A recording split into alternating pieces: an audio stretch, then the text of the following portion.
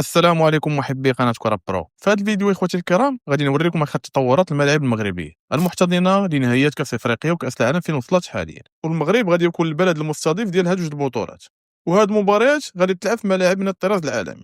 هاد الملاعب كاين فيهم اللي اما كيعرف بعمليه تاهيل او تجديد، وكاين اللي تبنى من الصفر. سته من هاد الملاعب غادي تكون عندها طاقه استيعابيه تفوق 40,000 متفرج، باش يوصل مجموع المقاعد في جميع الملاعب لحوالي 367,000 مقعد. وبالاضافه لهذا غادي يكونوا 24 ملعب خاصين بالتدريب، ملعب واحد لكل منتخب مشارك، وزيد عليها الملاعب خاصه بالتدريب للحكام. في هذا الفيديو غادي نسلطوا الضوء على الملاعب التسعه اللي كيجهزهم المغرب باش يستافد كاس افريقيا 2025. ولكن قبل ما نبداو كنطلب منكم تدعموا القناه ديالنا بالضغط على زر الاعجاب بهذا الفيديو والاشتراك في القناه. غادي نبداو من العاصمه الرباط اللي كتشهد ثوره كبيره في البنيه التحتيه ديالها، ومن بين المشاريع تشييد 4 ملاعب حديثه من الجيل الاول بطاقه استيعابيه اجماليه كتبلغ 135 الف مقعد. ملعب البريد اللي كاين في قلب حي اكدال بالرباط كيشكل مشروع رياضي جديد فوق انقاض ملعب البريد القديم اللي تهدم، وغادي يتم بناء ملعب عصري بسعه 18 الف مقعد كلهم مغطين وعلى مساحه 2.2 هكتار. كيتميز هذا الملعب انه ما فيهش حلبة العاب قوى. الاعمال في هذا الملعب كتستمر بوتيره سريعه، بحيث معالم الجزء السفلي بدات كتشكل. وصلت نسبه انجاز الطابق الاول لاكثر من 50%، مع التحضير لبناء الطابق الثاني. اللي كيميز ملعب البريد هو الموقع الاستراتيجي ديالو في قلب العاصمه الرباط، وسط حيط اكدال الراقي وبجانب اهم المرافق الحيويه. غادي يكون واحد من الملاعب المستضيفه لمباريات بطوله كاس افريقيا 2025، وغادي يحتضن تدريب المنتخبات اللي غادي تشارك في نهايه كاس العالم 2030. اما ملعب الامير مولاي حسن فالموقع ديالو كيتواجد بحي النهضه في قلب العاصمه، كيتم اعاده بناء ديالو من الصفر، وهو المعقل الرئيسي لدى الفتح الرباطي. اشغال كتمشى بوتيره دقيقه وفق جدول زمني صارم باش المشروع يسلم في الوقت المناسب. الطاقه ديالو الاستيعابيه تتبلغ 22 الف مقعد كلهم مغطين وبدون حلبة سباق.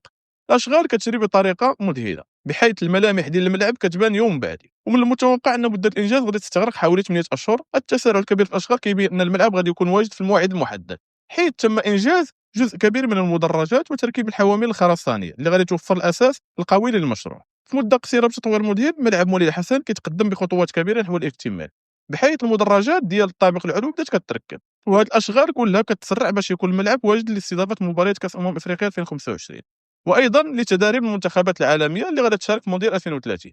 اما الملعب الاولمبي بالرباط اللي كاين وسط المجمع الرياضي الامير مولاي عبد الله فهو كيتم تطويره بوتيره سريعه حتى هو. بعد بناء المدرجات تتواصل عمليه تثقيفها بسقف مموج كيغطي كل مدرج، ومع تغليف خارجي يضمن جاهزيته وفق اعلى معايير الدوليه. هذا الملعب كيتزين بهيكل مقوس كيربط الاطراف ديالو وكيعطيه شكل عالمي، وزيد عليها شاشه ليد مقوسه من الجيل الجديد باش تعزز التجربه الجماهير البصريه. بالاضافه محيط الملعب غادي يكون مجهز باضواء ذكيه يمكن التحكم فيها بالالوان. في الموازات كتجري الاعمال ديال تجهيز ارضيه الملعب والمضمار باش يكون واجد لاستقبال الجماهير، والمدرجات اللي كتسع تقريبا 1000 مقعد. كل هذه المجهودات كتضمن ان الملعب غيكون مؤهل لاستضافه مباريات كاس افريقيا 2025 وفعاليات العاب القوى، وايضا تدريب المنتخبات اللي غادي تشارك في مونديال 2030. في حضره ايقونه الملاعب افريقيا كنشوف واحد من افخم الملاعب في القاره بكل المعاني، وهو ملعب الامير مولاي عبد الله في العاصمه الرباط. هذا الملعب اللي تبنى فوق انقاض الملعب الاولمبي القديم كيعيش اشغال انجاز متسارعه بشكل غير مسبوق في المغرب. دابا كيتواصل العمل على استكمال السقف وتغليف الواجهه الخارجيه، واللي الصور الحديثه كتبين تقدم ملحوظ في الشكل الخارجي ديالو اللي كيقرب ياخذ المظهر النهائي.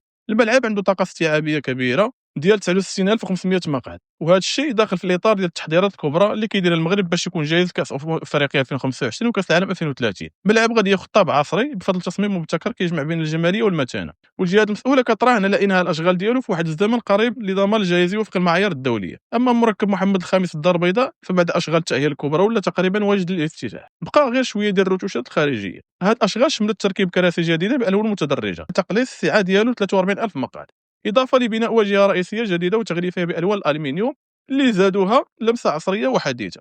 كما تم تزويد حلبة السباق بالكامل وطرائها باللون الازرق لتنسجم مع الوان الكراسي الجديده.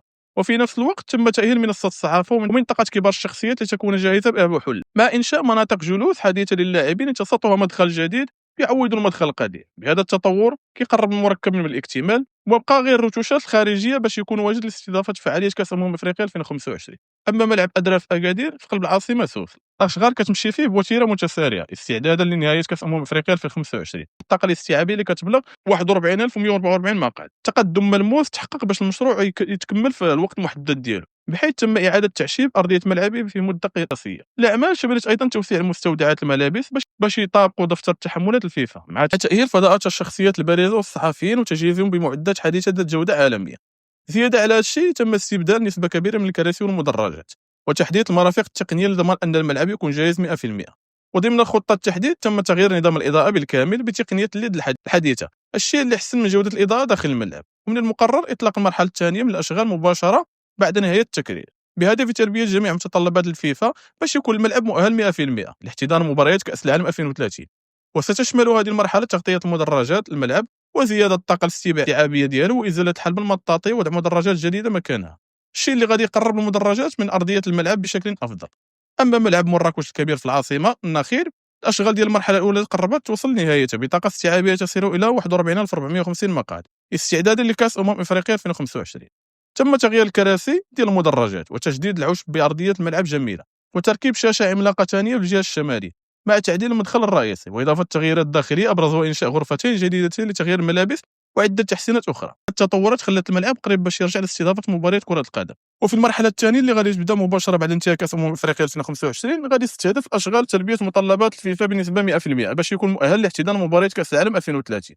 هذه المرحلة غادي تشمل إعادة هيكلة الملعب بشكل كامل، حيث غادي يتم إزالة حلبة المطاطية ووضع مدرجات مكانية باش يقربوا المدرجات أكثر من أرضية الملعب، مع تغطية المدرجات بالكامل وعدة تحسينات إضافية. أما ملعب فاس الكبير في العاصمة العلمية، الأشغال ديال التأهيل ديالو فيها كتسير ضمن المرحلة الأولى استعدادا لكأس إفريقيا 2025.